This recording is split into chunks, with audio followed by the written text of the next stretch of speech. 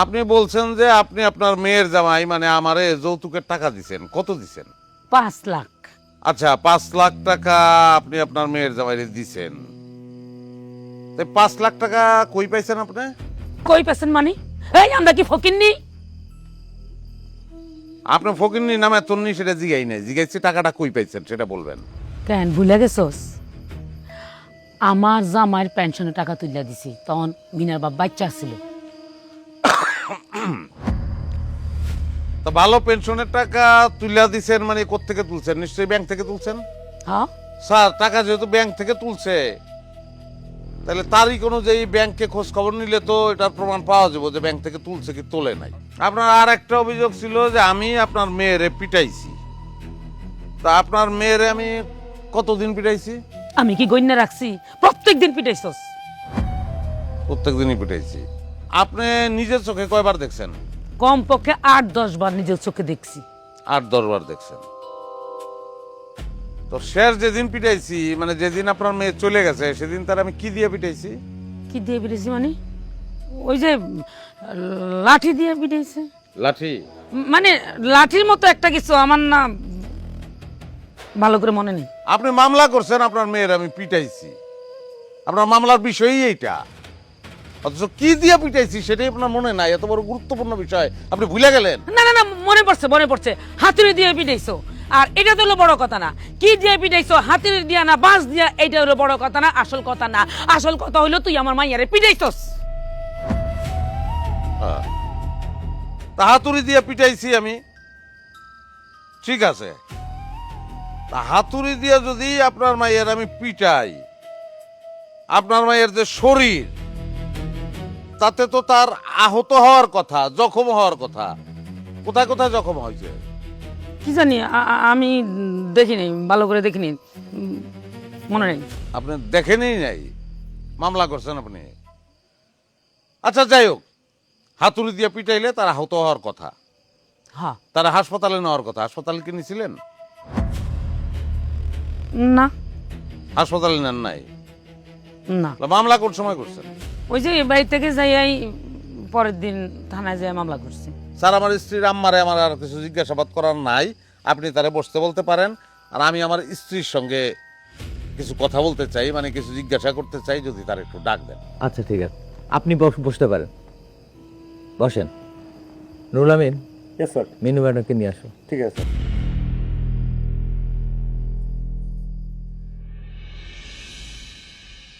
আজকে প্রমাণ করে ছাড়বো।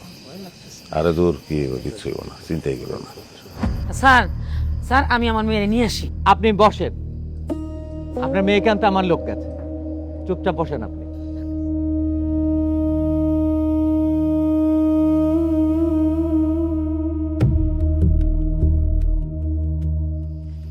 আসসালামু আলাইকুম। ওয়ালাইকুম সালাম। আপনার মার অভিযোগ, আপনারও অভিযোগ যে আপনার মা যৌতুক হিসেবে আমার টাকা দিছিল। কোথায় পেয়েছিল টাকা?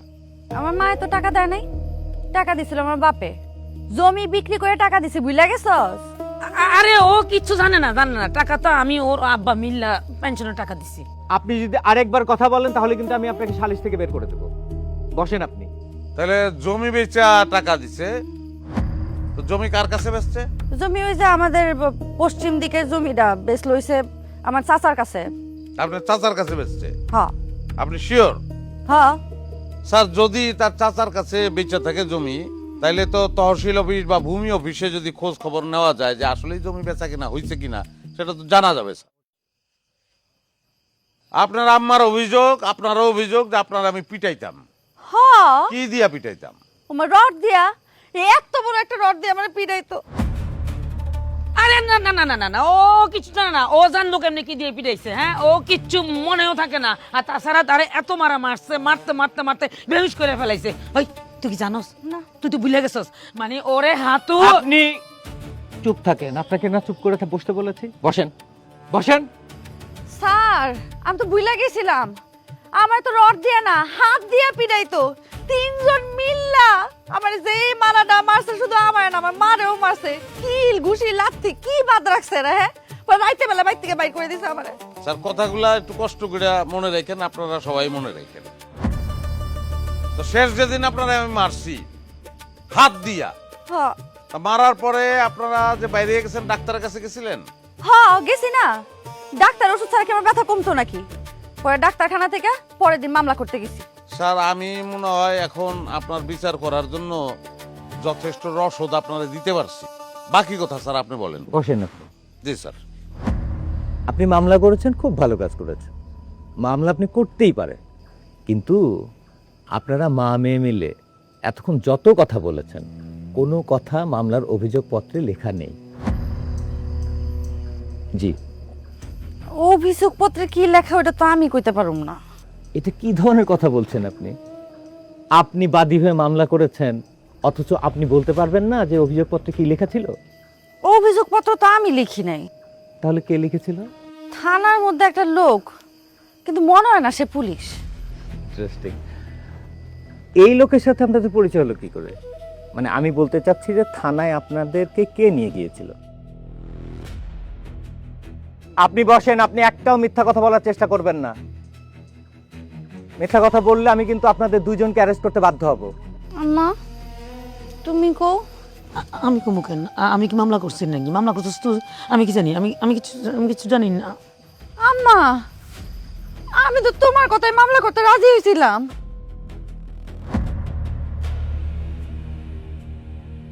দেখলেন, এতটুকুর মধ্যে আপনার মা আপনাকে ছেড়ে চলে গেছে। এখন আপনি বলেন, কার কুপরামর্শে আপনি মামলাটা করেছেন? মেম্বার সাহেব, এইখানে কথা কিন্তু যুক্তি না। কথার যথেষ্ট যুক্তি আছে, আপনি চুপচাপ বসেন এখানে। ওনার পরামর্শে আমি পরের দিন মামলাটা করছিলাম। এত বড় সাহস, ভোর গায়ে হাত! দেশ থেকে কি আইন কানুন উঠে গেছে? নারী নির্যাতনের মামলার যে কি জিনিস, এ তো হারেমের বাচ্চা জানে না। আরে আজকাল কি ভোর গায়ে এই যুগে কি হাত তুলে? শুধু কি বউরে মারছে, আমারে মানে শাশুড়ি গায়ে হাত তুলছে।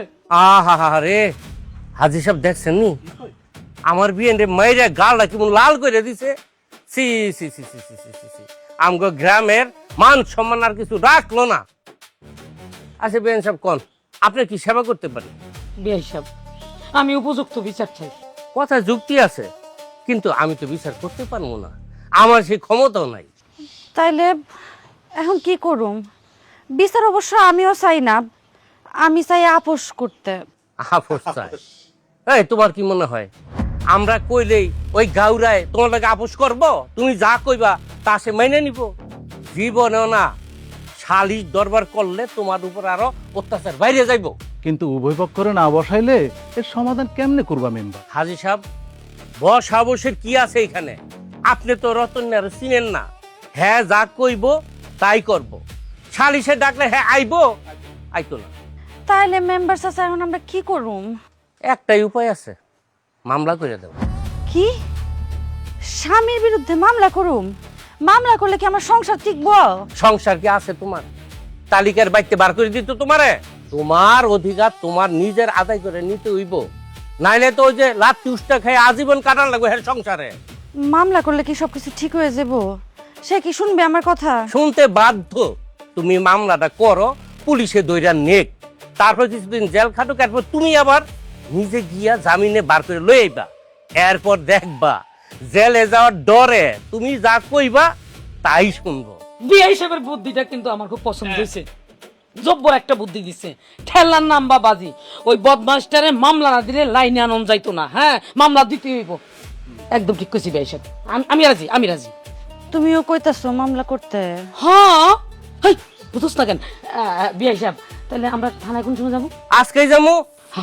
শোনেন, শুভ কামে দেরি করতে নাই, যা যা করবো লাগে আমি নিজে থেকে করবো। আপনারা যান, রেডি হয়ে আসেন, আমরা থানায় যাইতেছি। হ্যাঁ হ্যাঁ, আচ্ছা আচ্ছা।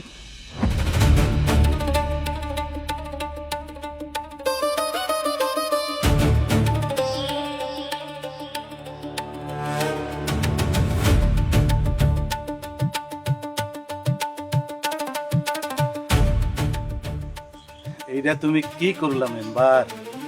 ফকিন্নির পোলা 2 দিন ধরে পয়সার মুখ দেখছে। ওই যে কথা আছে না, মুরব্বীরা কয় কাউকে ধ্বংস করতে হইলে দ্বিতীয় বিয়া করে দাও, আর না হয় মামলা দিয়ে দাও। ছি মেম্বার সাহেব, আপনি এত জঘন্য একটা মানুষ। এই মিটিং শেষে আপনি আমার সঙ্গে থানায় যাবেন। আর আপনি মা নামের কলঙ্ক। ম্যাডাম, প্রত্যেকটা দাম্পত্য কলহের পেছনেই একটা তৃতীয় ব্যক্তির হাত থাকে। সেটা নিজেদেরও হতে পারে, বাইরেরও হতে পারে। কখনো দাম্পত্য সম্পর্কের মধ্যে তৃতীয় পক্ষকে হস্তক্ষেপের সুযোগই দেবেন না, তাহলে কিন্তু সংসার শেষ। রতন মোল্লা অনেক ভালো মানুষ। রতন মোল্লাকে আপনার চোখের সামনে ভিসিয়ে তুলেছে আপনার মা। রতন মোল্লা তার স্ত্রী, তার মা, তার বোনকে নিয়ে খুব ভালো আছে। এইটা এই মেম্বারের মতো শয়তান লোকজনদের ভালো লাগছিল না। এটা রতন মোল্লা ঠিকই বুঝতে পেরেছিল। আজকে আমরা যে এই মিটিং এ বসেছি, এটা বলতে পারেন কিছুটা পূর্ব পরিকল্পিত। আমি যখন আপনার বাসায় রতন মোল্লাকে আসামি হিসেবে ধরার জন্য আসি, তখন সেই আমার বাইকে এসেছে, সেই আমাকে এই বাসায় নিয়ে এসেছে। আসার সময় সে আমাকে রাস্তার মাঝখানে থামিয়ে একটা রিকোয়েস্ট করেছিল। স্যার আপনার দুটো পায়ে ধরি, আমার সংসারটা ভাঙেন না স্যার। এই আপনি কি করছেন? ওঠেন তো, ওঠেন। আমি তো কিছুই বুঝতে পারছি না, আমি কিভাবে আপনার সংসার ভাঙবো? স্যার আপনার দেখেই মনে হয়েছে এই কাজ আপনি করতে পারবেন না স্যার। আপনি একটা ভালো মানুষ। একটা কথা কই স্যার, বলেন।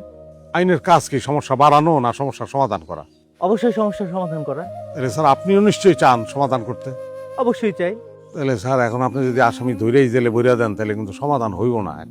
একটা সুখের সংসার ভেঙে যাবো মাঝখান থেকে। আমি আপনার কথা কিছুই বুঝতে পারছি না, আমাকে কি একটু পরিষ্কার করে বলবেন? জি স্যার, আমার বউটা স্যার ভালো, একটা সহজ সরল মেয়ে স্যার। সে নিজের বুদ্ধিতে মামলা করে নাই স্যার, আমার শাশুড়ির বুদ্ধিতে করছে স্যার। আমি আমার বউটা ফেরত চাই, আমি শাশুড়ি মুক্ত বউ চাই স্যার। তার মানে আপনি রতন মোল্লা স্যার। দেখেন স্যার, কিন্তু আমি অপরাধী না স্যার। আমি যদি অপরাধী হইতাম, তাহলে আপনার সঙ্গে প্রথম যখন দেখা হয়েছে এই বাইকে উঠানোর আগে কোনো না কোনো সুতা দিয়ে আপনাদের অন্যদিকে আমি পাঠাই দিতে পারতাম, আমি পলাই দিতে পারতাম। আমি কিন্তু সেটা করি নাই স্যার। আমার মনে হয়েছে যে এই সমস্যাটার সমাধান আপনার মাধ্যমে আমি করতে পারবো স্যার। জি স্যার। স্যার আমার বউটা খুব ভালো, আমার একটা সুখের সংসার স্যার। সমস্যা আমার শাশুড়ি একটা পয়জনের ডিব্বা স্যার। আপনি তো আমাকে আসলেই মুশকিলে ফেলে দিলেন। স্যার একটু দয়া করেন স্যার, আমি অপরাধী না স্যার। বিনা অপরাধে আমার জেলে ঢুকেন না স্যার। আমার একটা সুখের সংসার, আমার মা আছে, বোন আছে, আর আমার এই বউটা। স্যার আমার যদি জেলে ঢুকায় ভালান, তাহলে আমাদের সংসারটা তছনছ হয়ে যাবো স্যার। আপনি একটু দয়া করেন স্যার। দাঁড়ান, আপনি আসলেই আমাকে বিপদে ফেলেছেন। আসামি পেয়েও ধরছি না, এটা আইন কাভার করে? কিসের ভিত্তিতে? স্যার আমি একটু বলি, আমার একটা বুদ্ধি আছে স্যার। আমি পালাবো না স্যার, আপনারা বলি আমি পালাবো না। আমার একটা বুদ্ধি আছে, সেই বুদ্ধিটা কাজে লাগাইতে চাই। আচ্ছা, আমি আপনার বুদ্ধির উপরে যদি আস্থা করি, তাহলে কিন্তু কথা দিতে হবে আপনি এমন কোনো কাজ করবেন না যেটার প্রেক্ষিতে আমার নিজের চাকরিটা চলে যায়। না স্যার, এরকম কাজ আমি করবো না স্যার। আমি পলাবো না, সত্যি কথা বলতেছি স্যার। আপনি আমার বিশ্বাস করেন। আমি খালি একটু নাটক করবো স্যার, নাটকটা আমাকে করতে দেন। চলেন স্যার। ম্যাডাম, রতন মোল্লা আপনাকে অনেক ভালোবাসে, পাগলের মতো ভালোবাসে। তার সংসারটা যেন না ভেঙে যায়, সেই জন্য সে রাস্তার মধ্যে দাঁড়িয়ে আমাকে রিকোয়েস্টটা করেছিল। ধরেন রতন মোল্লার কাছ থেকে চলে গিয়ে আপনি তো আরেকজন কাউকে বিয়ে করবেন, একা তো আর থাকবেন না। সেই স্বামী যদি রতন মোল্লার থেকেও খারাপ হয়, তখন আপনি কি করবেন? আর তাছাড়া তালাক প্রাপ্ত নারীদের আমাদের সমাজ খুব একটা ভালো চোখে দেখে না।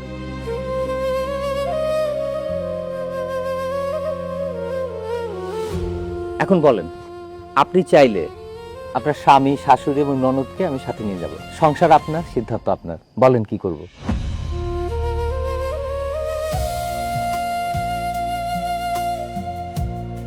আসসালামু আলাইকুম। ওয়ালাইকুম সালাম। কি বিষয়? আচ্ছা, ফার্মেসি বন্ধ, আমার তো ওষুধ লাগতো। এই সময় ভাত খাইতে এই ফার্মেসি বন্ধ থাকে, জানোস না তুই?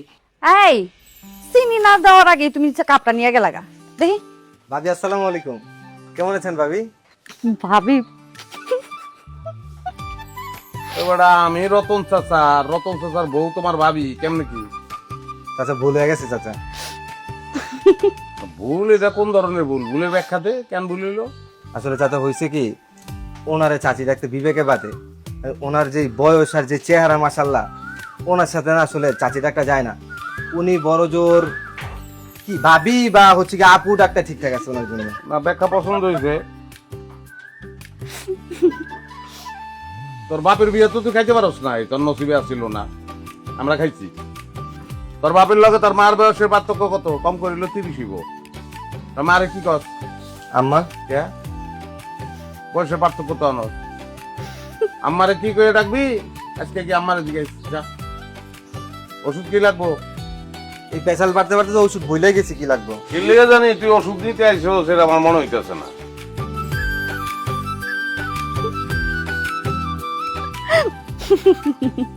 সামনে আসলে পোলাপান তো ভাবিই করব। তো কি করুম, হাসুম না? আসো। কি এমনি ছায়া থেকো না তো, আমার শরম করে। আমি মানুষের বোর দিকে চাই দিছি, আমি আমার নিজস্ব বোর দিকে চাই দিছি। মিষ্টি হয় না, একটা চুমুক দাও। এক চামচ চিনি দিয়ে দিতেছি আমি। আমি তো চিনি চাই নাই, আমি চুমুক চাইছি। শয়তান।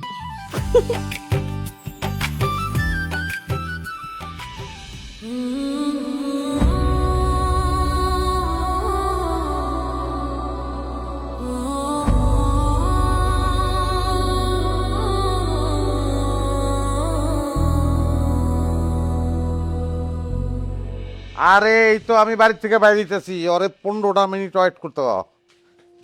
আমি আইসা করছি। হ্যাঁ এ রতন রতন রতন হাকর হাকর হাকর হাকর। আচ্ছা রাখ রাখ রাখ। মা জোর গোবার যাইতেছে, ওগো বাড়ি থেকে খাবো না, টাইম নেই এখন। না না না, এটা করলে তো হবে না, বাড়ি থেকে খায়া তারপর বের হবে। আচ্ছা দাও দাও দাও তাড়াতাড়ি। বিসমিল্লাহির রহমানির রহিম। খালি ওগো দুইজনে দিলেই চলবো, আমারই দিবেন না? আমি কি দোষ করছি? আমার মার ভাগ আমি তো কাউরে দেবো না। এ মায়ের কি আবার ভাগ হয় নাকি? মা তো সবারই। নাও হাকর হাকর। দেখছো দিতাছে। এই যে আরেকজন আ করে রয়েছে। নে ধর, হইছে? আর এক মা থাকো, নাইলে তো আবার খুব আছে, একবার খাইলে না না না, তা খালে করতে। অবশ্যই। পানি দে পানি দে, হ্যাঁ হ্যাঁ, পানি দেবো। জহির যাইবো গা, দেখছো, আর টাকা দিব। তুই কিন্তু আবার বাইরে কিছু খায় নিস না। রাইতে বাস ওগো বাড়ি থেকে খাবো। আচ্ছা। সাথে এসো। হলো না আমার পাগল, বুঝছো বৌমা? একটু তেরা হইলে মনটা খুব ভালো। তুমি আবার শুরু করছো সেই কাহিনী? মনে হয় তোমার পোলার মতো পোলা দুনিয়ার একটাও নাই। আর বলতে দাও না, আমি তো শুনি নাই। ওই যে যে বছর আমার রতন কলেজে ভর্তি হয়েছে, সেই বছরই তোর বাপটা হাত মরে গেল। তখন ওরা ছোট ছোট 2 বোন কলেজে পড়ে, আর ওই তো আমার কোলে। অতটুকু পোলা আমার লেখাপড়ার পাশাপাশি ওই ফার্মেসিটা চালাইছে, আর এত বড় সংসারটা কান্দে নিছে। 3 বোনের লেখাপড়া শিখাইছে, 2 বোনের ভালো ঘরে বিয়ে দিছে, কিন্তু নিজের সংসারটা, নিজের বিয়াটা ঠিক সময় করতে পারে না বৌমা। কাঁদতেছেন কেন মা? এটা তো গর্বের বিষয়, আপনার পেটে এত ভালো একটা সন্তান হয়েছে, আমারও এত ভালো একটা জামাই হয়েছে। আমি তো অনেক ভাগ্যবতী। দেখছো ভাবি, কেন কইতে মানা করছিলাম? এই যখন কান্দা শুরু করছে, যতক্ষণ ভাইজান না আসবে ততক্ষণ কান্দতেই থাকবো। আম্মা কান্দেন না, কান্দেন না। বৌমা, বৌমা, তুমি আমার রতনকে কোনো সময় কষ্ট দিও না বৌমা। একটু তেড়া হইলেও ওর মনটা অনেক ভালো। ও রাগ করুক, তেড়ামি করুক, তুমি তর্ক করো না। দেখবা 5 মিনিট পরে না নিজে নিজে চুপ হয়ে যাবো। আচ্ছা মা, আপনি চিন্তা করেন না তো, কান্দেন না। মা গো, অনেক কষ্ট করে রতন আমার এই সংসারটারে খাড়া করছে মা। আমি তোমার অনেক ভালোবাসা শখ করে আমার রতনের বউ করে নিয়ে আসছি। তুমি আমার সংসারের লক্ষ্মী, আমার ঘরের আলো। আমার কান্দেন না তো, আর কিছু করো না। আমাকে এমনি কাঁদতেছে। আমি ভুল করছি আমার স্বামীর নামে মামলা করে। আমার স্বামী আমরা অনেক ভালোবাসে, এটা আমি আগে বুঝি নাই, এবং এই ভালোবাসাটা আমার দরকার।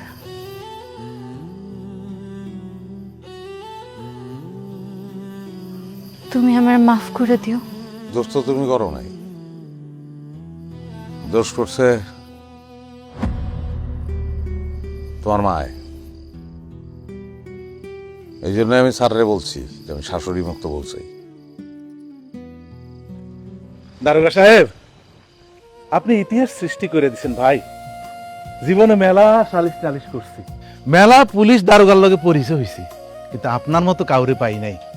রতন মোল্লা, তুমি মেলা ভাগ্যবান, ইনার মতো মানবিক পুলিশ আছে দেখা তোমার সংসারটা বাইচা গেছে। জি স্যার, আমি যে আসলে আপনারে কিভাবে ধন্যবাদ দিব সেই ভাষাটা আমার নাই স্যার, আমি কৃতজ্ঞ আপনার কাছে। রতন মোল্লা, আজ সারাদিন আমার অনেক নতুন অভিজ্ঞতা হয়েছে। আপনি অনেক ভালো মানুষ। Thank you sir. সবাইকে নিয়ে ভালো থাকবেন। জি স্যার। তুমি কি শরীরে সত্যি সত্যি কেরোসিন দিছিল? গন্ধন, গোলাপ জলের মধ্যে নীল মিশাইছিলাম। তুমি আর বদলাইবা না।